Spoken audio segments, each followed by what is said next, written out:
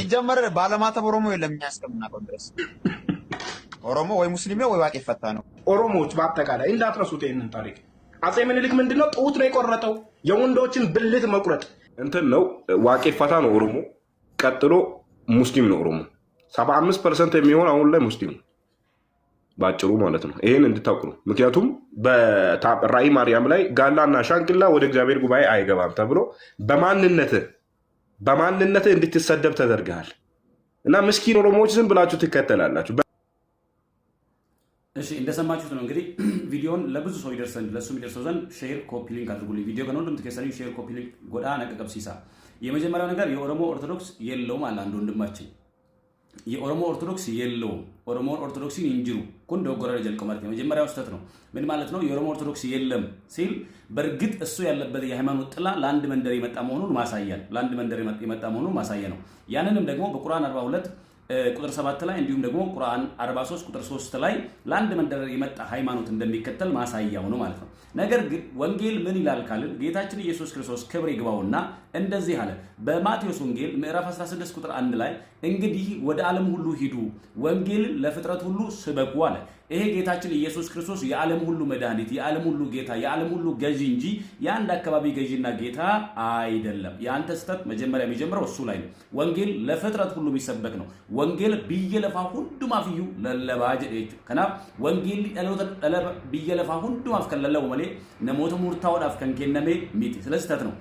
በተረፈ የኦሮሞ ባለማተብ የለውም። በጣም ብዙ የኦሮሞ ባለማተብ እልፍ ኦሮሞ ባለማተብ እልፍ ኦሮሞ ኦርቶዶክሳዊ የተወደዱ ብዙዎች አሉ። ደግሞ ስለ ኦሮሞ አንተ ምንም አታውቅም። አትሊስት ከቻልክ ምንድነው የሚባለው ይሄ ልጅ ለእናቷ ምጥ አስተማረች እንደሚባል እንዳይሆንብህ የራስህን ማህበረሰብ ለማንቃት ለመነጋገር ሞክር። የኦሮሞ ኦርቶዶክሳውያን በጣም ብዙ ናቸው። ለምሳሌ የኦሮሞን ታጋዮች ወደ ኋላ ሄደ ብታጠና ታሪክ ስለማታነብ እንጂ እንዳለ ኦርቶዶክሳውያን በየሄዱበት ቤተክርስቲያን የሚያንጹ ኦርቶዶክሳውያን ናቸው። እነ አብዲሳ አጋ፣ እነ ጀነራል ታደሰ ቢሩ፣ እነ ኤቢሳ አዱኛ፣ እነ ኩምሳ ሞረዳ፣ እነ ገረሱ ዱኪ እስከ ተወዳጁ ወንድማችን አርቲስት ሃጫሉ ሁንዴሳ ድረስ ኦርቶዶክሳውያን በየሄዱበት ቤተክርስቲያን ቤተ መቅደስ የሚያንጹ የተወደዱ ባለማተብ ኦርቶዶክሳውያን ናቸው። በእሳት ተፈተነን ያለፍን እልፍ ኦርቶዶክሳውያን ብዙ ኦርቶዶክሳውያን አለን። አንተ እንደምታወራው አይደለም። ሌላው ምኒልክ እንደዚህ ቆርጦ አለ። ለኦሮሞ የትግል ስልት አንተ አትቀይስም ነው።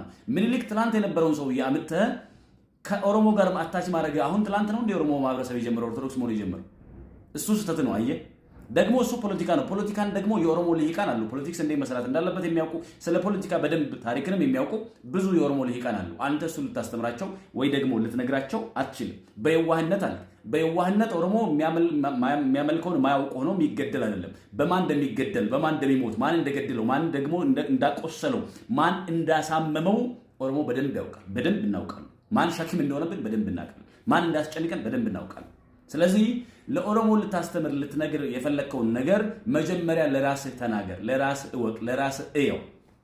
ስለዚህ የኦሮሞ ላይ ዘለፊት ማለት ኦሮሞ ደግሞ ሰሞኑን ሙሉ ጉዳይ ሙሉ ንግግር እሱ ሆኗል። ስለዚህ በጣም ብዙ ብርቱ እልፍ ኦሮሞ ኦርቶዶክሳውያን አለን። ጀግንነትን ከሃይማኖታችን ጋር አስተባብረን አጣምረን የያዝን ብዙ ኦርቶዶክሳውያን አለን። ሼር አድርጋችሁ አድርሱለት።